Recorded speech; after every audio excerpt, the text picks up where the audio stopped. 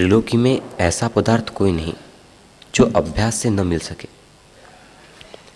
जो पुरुष कोई पदार्थ पाने की इच्छा करता है और हटकर नहीं फिरता, तो वह अवश्य उसको पाता है।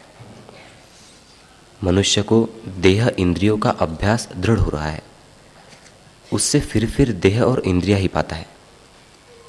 जब उनसे पलटकर आत्मा का अभ्यास करे, तब आत्मपद की प्राप्ति होगी और देह इंद्रियों का वियोग हो जाएगा।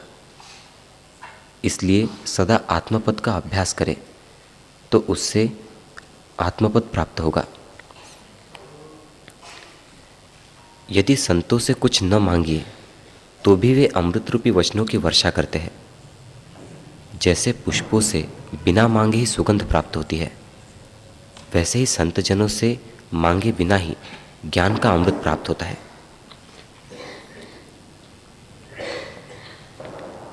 समदृष्टि पुरुष ऐसे आनंद के लिए जगत में विचरता है। वह भोजन करता है, ग्रहण करता है या कुछ लेता देता है।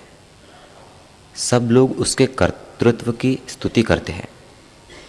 हे राम, ऐसा पुरुष ब्रह्मादिक का भी पूजनीय है। सभी उसका मान करते हैं, सब उसके दर्शन की इच्छा करते हैं और दर्शन करके प्रसन्न होते हैं।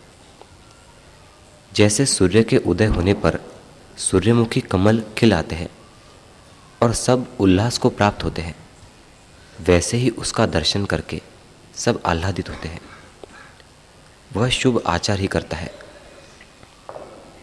समता से वह सबका सुहृद होता है। शत्रु भी उसके मित्र हो जाते हैं।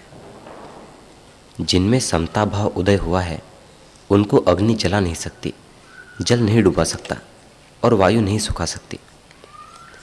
वह जैसी इच्छा करे वैसी ही सिद्धि होती है।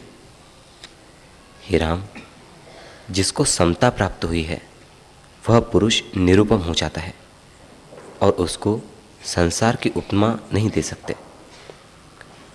जिसको समता नहीं प्राप्त हुई वह सबके संग सुहृदता का अभ्यास करे तो जो उसका शत्रु हो वह भी मित्र हो जाता है,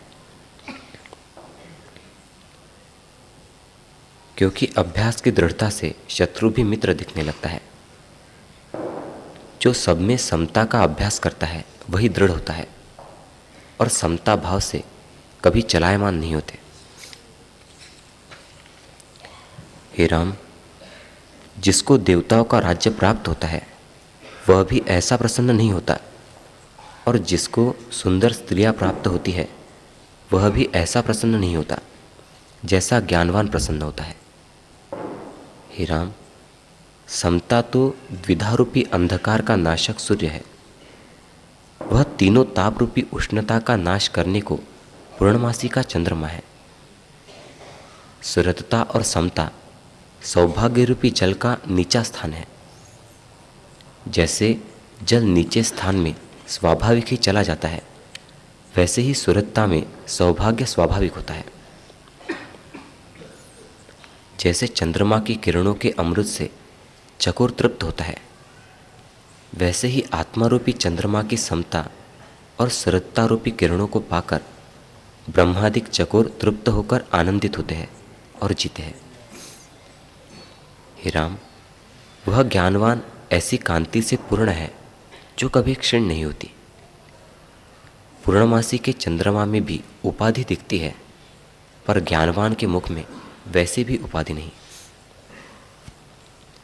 जैसी उत्तम चिंतामणि की कांति होती है, वैसे ही ज्ञानवान की कांति होती है, जो राग द्वेष से कभी क्षीण नहीं होती।